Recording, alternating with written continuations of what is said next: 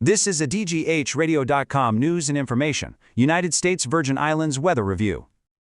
Hey there, and welcome. We're going to break down everything you need to know about the weather here in the islands. First up, we'll hit the big headlines. Then we'll get into your day-by-day forecast. After that, and this is a big one, we'll talk about safety on the water and at the beaches.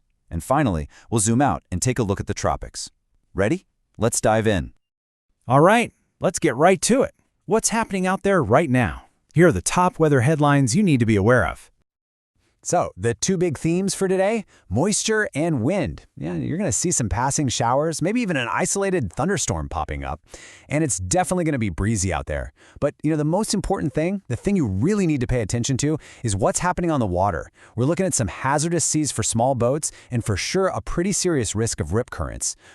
And check this out. We're talking about seas that could hit 7 feet, potentially even higher in some spots. That's a big deal. It's exactly why those small craft advisories are up. For anyone in a small boat, it's just not safe out there today. Conditions are genuinely hazardous.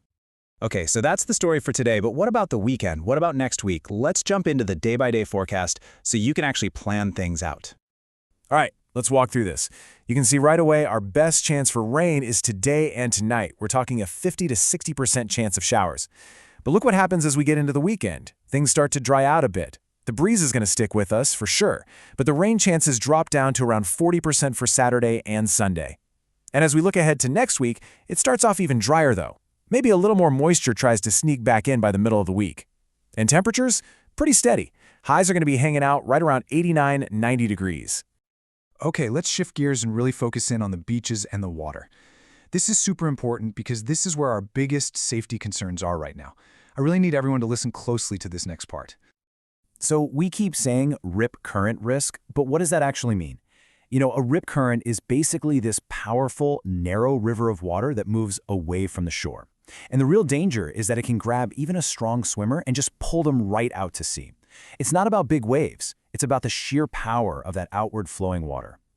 And just so we're all on the same page, this is not a casual heads up. The National Weather Service is literally using the phrase, life-threatening rip currents are possible. That's serious language. It's happening because all this wind is pushing swells toward the islands, and those north-facing beaches are getting the brunt of it. So the bottom line here is simple. Be incredibly cautious. If you have any doubt at all, just stay out of the water. Now, for all you boaters out there, that official small craft advisory is in effect today because of those 7-foot seas. But don't think everything gets perfect this weekend. Things will calm down a little, but we're still going to be looking at choppy conditions, probably in the 5 to 6 foot range. So really, caution is the word of the week if you're planning on being out on the water.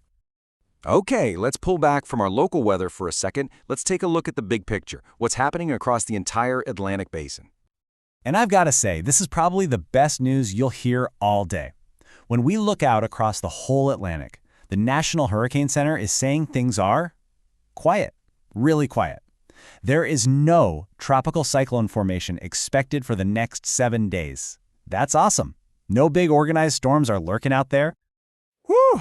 Okay, we've gone over a lot here, right? From the rain to those rough seas.